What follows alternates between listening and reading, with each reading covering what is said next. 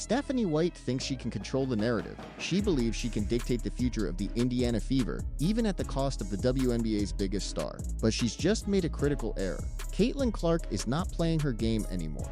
The Phenom is finally speaking out, revealing a shocking truth about what's really happening behind the scenes, and the stakes couldn't be higher. This isn't just about winning games. It's about protecting a legacy, safeguarding a revolution, and ensuring no one, especially not her own coach, can sabotage what she's built. Get ready, because Clark is drawing a line in the sand. The nonsense that Stephanie White has been attempting to push upon her.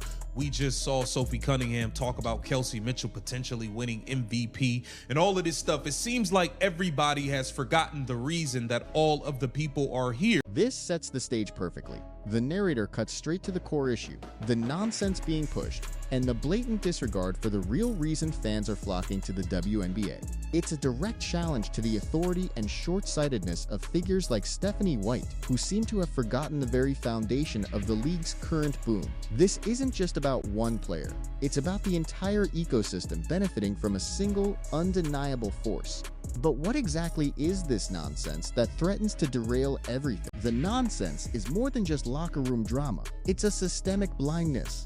We've seen it play out for months. Former players, commentators, even fellow athletes seemingly trying to diminish Clark's impact, divert attention, or simply act as if the WNBA's explosive growth somehow manifested out of thin air. It's a collective amnesia, a refusal to acknowledge the seismic shift Clark has brought. They talk about Kelsey Mitchell for MVP. They talk about everything but the undeniable gravitational pull of Caitlin Clark. This isn't just disrespectful, it's strategically dangerous for the league itself. It threatens to erode the very foundation of this newfound popularity. When the core appeal is ignored, you risk alienating the very audience you've worked so hard to attract. How could they possibly forget the very reason millions are tuning in, day after day, week after week? Kind of talking about, yeah, being an off-the-floor sensation and all this popularity and all of that is great, but the only reason all these people are here is because of my greatness on the floor, and I have to continue to showcase that at a high level if I'm gonna keep this stardom, okay? We already see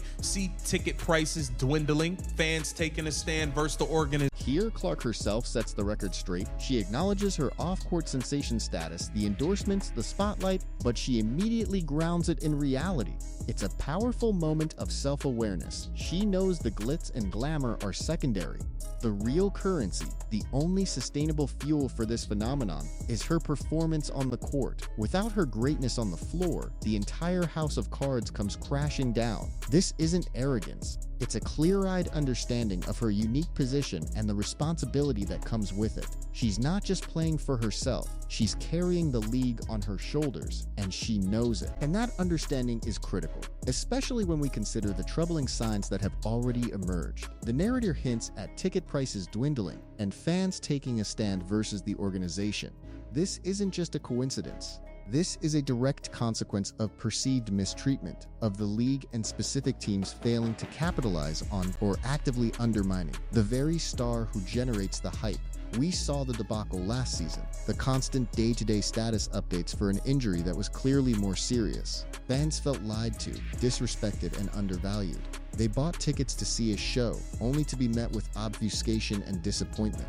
That eroded trust, and trust once broken is incredibly difficult to rebuild. Are we truly witnessing a deliberate attempt to sideline the Golden Goose, or just gross incompetence threatening to ruin everything? An estimated $119,000 last season in on-court earnings, Clark ranked 6th in Sportico's 15 highest-paid female athletes of 2025 by pulling in nearly $16 million in endorsements from companies like Nike, Gatorade, and State Farm. Okay, here it said. This clip highlights the massive financial stakes involved. Clark isn't just a player. She's a walking, talking, scoring economic engine. $16 million in endorsements. That's not just a personal fortune, it's a testament to her unparalleled marketability.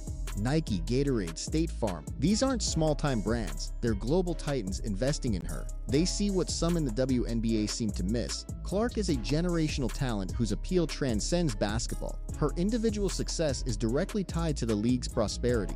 This isn't just about her bank account. It's about validating the entire WNBA. But what happens if her on-court performance, the very source of this power, is jeopardized? Her endorsement power isn't a distraction. It's a direct reflection of her on-court magnetism. It's the three-pointers from the logo, the no-look passes, the sheer audacity of her play that captured the world's imagination. That's what sells shoes, jerseys, and advertising slots.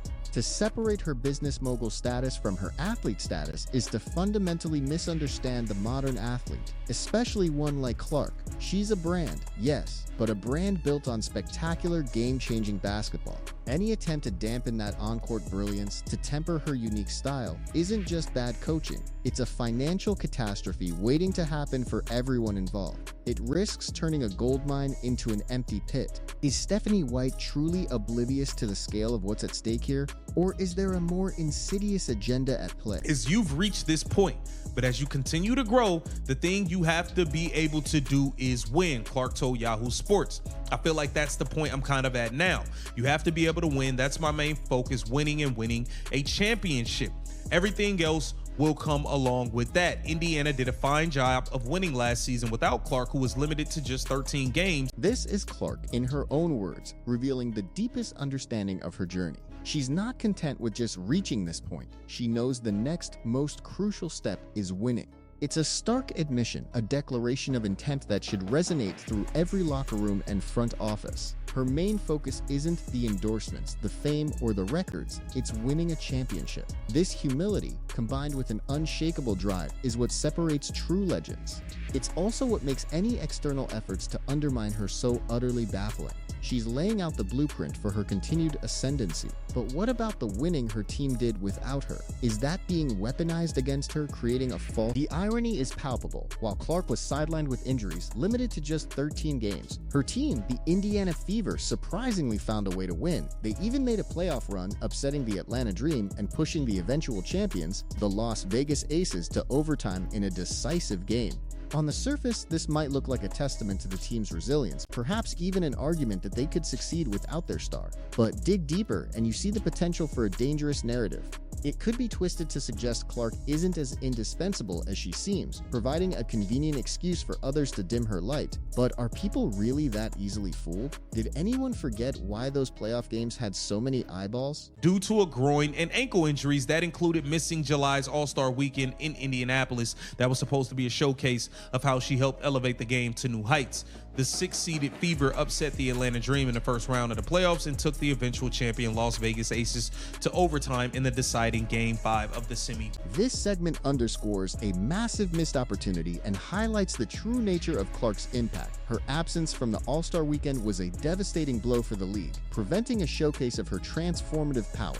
Yet, despite her limited play, the Fever's unexpected playoff success, pushing a championship team to its limits, still captured attention. It speaks volumes that even without Clark at full strength, the idea of her, the buzz she generates, still elevates the entire conversation around the league. It demonstrates that the WNBA in 2026 is now a must-watch high-stakes drama, largely thanks to her. Yes, the Fever showed grit, but let's be brutally honest. The unprecedented interest, the eyeballs on games, and butts in seats, that's all Caitlin Clark.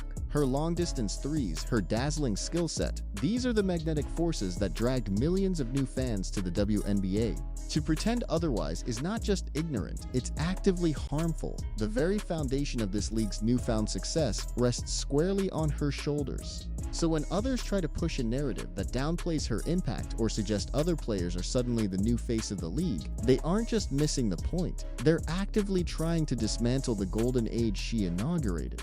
Do they truly believe they can maintain this momentum by ignoring its source? Is this a case of profound delusion? Here it says that was all without the 6-foot point guard whose long distance threes and dazzling skill set has put eyeballs on games and butts in seats that saw her finish fourth in MVP voting as a rookie.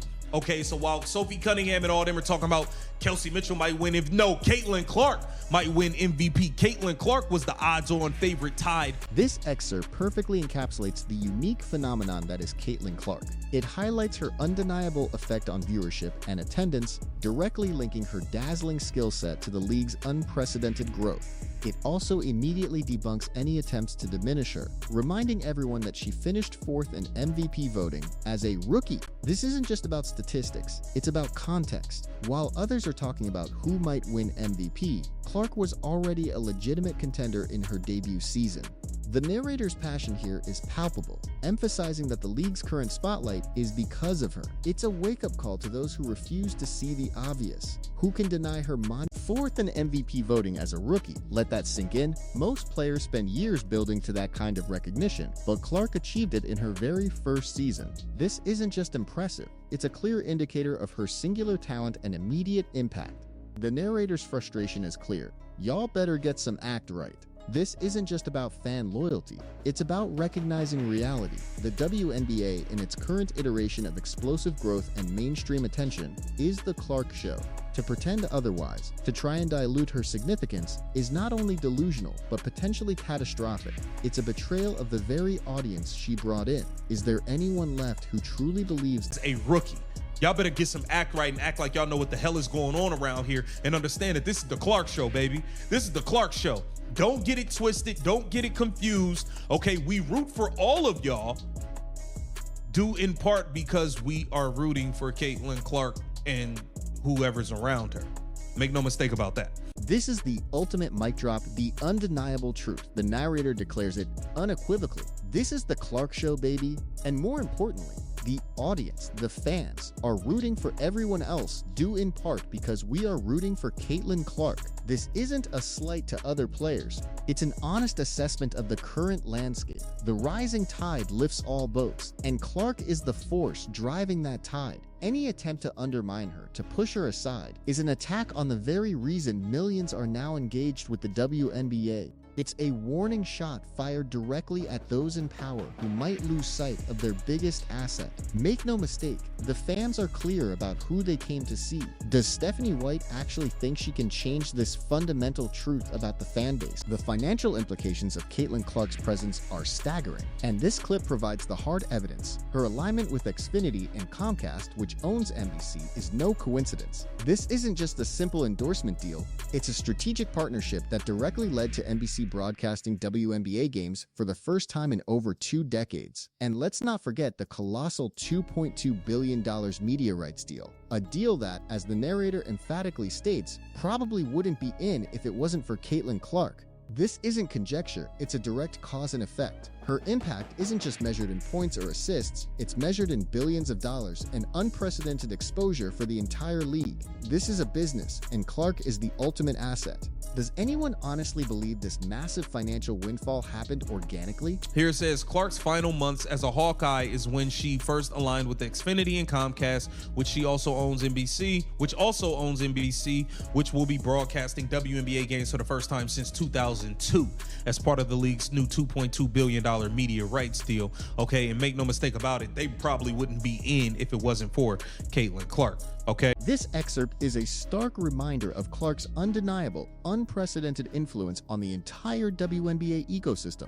Her deal with Xfinity and Comcast, the parent company of NBC, isn't just another endorsement, it's a foundational shift. NBC broadcasting WNBA games for the first time since 2002 as part of a mind-boggling $2.2 billion media rights deal directly links back to Clark's market power. The narrator's statement is chillingly accurate. They probably wouldn't be in if it wasn't for Caitlin Clark. This isn't hyperbole. It's a critical piece of the puzzle. This is the financial bedrock upon which the league's future is being built, and she laid it.